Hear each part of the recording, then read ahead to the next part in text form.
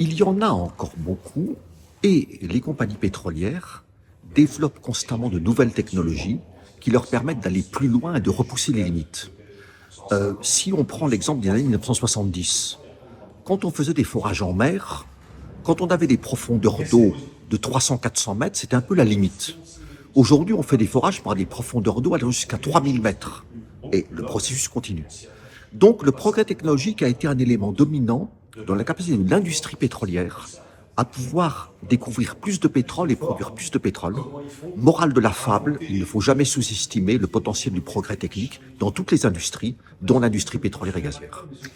L'Ukraine, il y a eu un moment de panique au moment de la guerre, en Europe en tous les cas.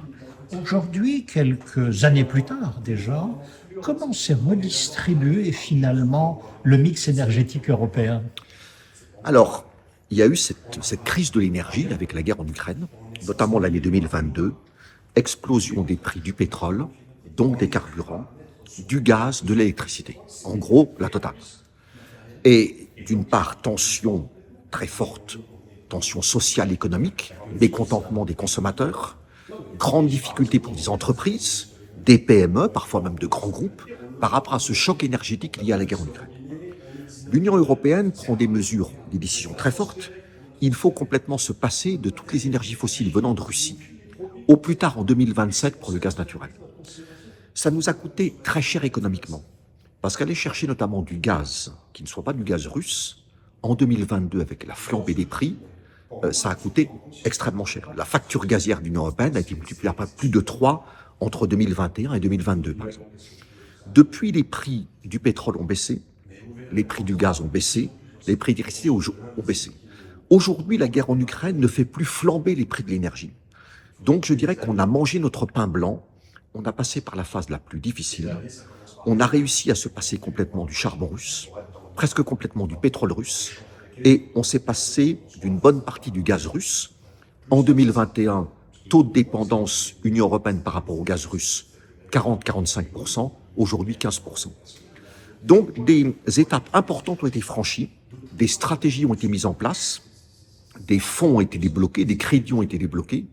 Je pense qu'on a fait une bonne partie du chemin, mais il ne faut pas relâcher notre effort. La guerre en Ukraine n'est pas terminée, malheureusement. Est-ce que Trump l'arrêtera en 2025? Personne ne le sait, mais en tout cas, elle continue à faire rage. L'Europe est à côté, l'Union européenne.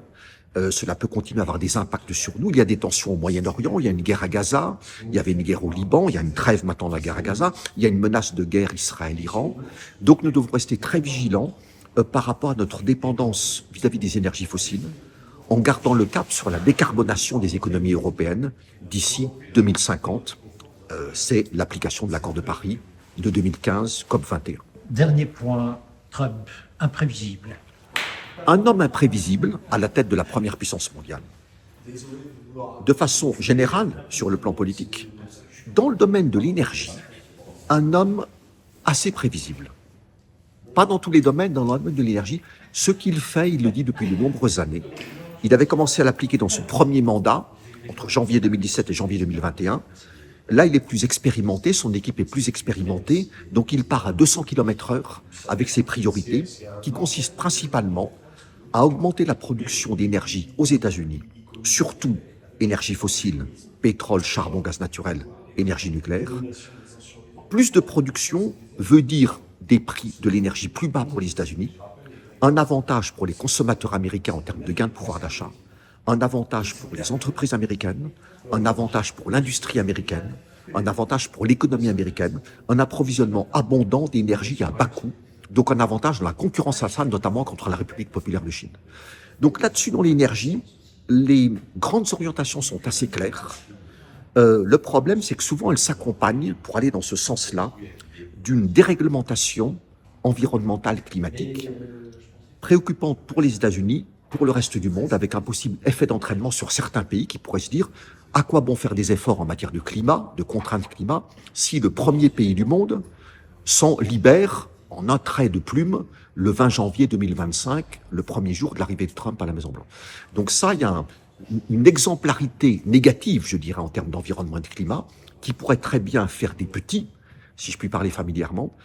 Et par ailleurs, pour le reste du monde, pour les Européens, pour les Japonais, pour la Chine, etc. Une industrie américaine qui pourrait être encore plus redoutable en termes de concurrence, parce qu'elle aurait comme sous-bassement clé plus d'énergie à un coût extrêmement intéressant. Ce n'est pas le cas pour l'Europe, ce n'est pas le cas pour l'Asie. Deux régions qui n'ont pas beaucoup d'énergie fossile, qui en importent massivement, alors que les États-Unis sont le premier producteur mondial de pétrole, le premier producteur mondial de gaz, le quatrième producteur mondial de charbon et le premier producteur mondial d'énergie nucléaire.